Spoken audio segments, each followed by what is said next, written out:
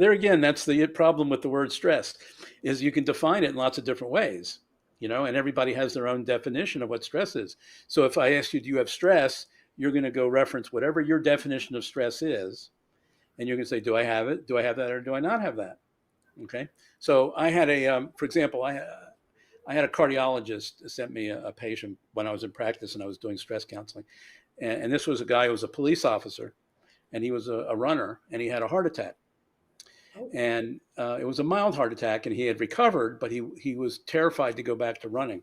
And no matter how much the cardiologist tried to convince him to go back to running, he was afraid to do it. So he sent him to me to help him with his anxiety about running.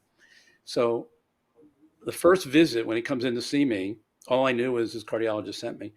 And he comes in, he sits down, he says, well, my cardiologist sent me, he thinks I have stress. I don't think I have stress.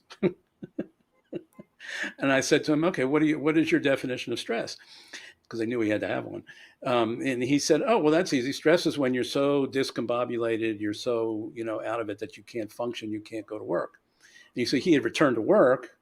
So in his mind, the way he had defined stress, I don't have stress. And then I said to him, this was like a 50-minute appointment. This is the first 5 minutes. And I said, well, let's do this. Let's take this word stress and let's set it aside for a second. And I said, let me ask you another question.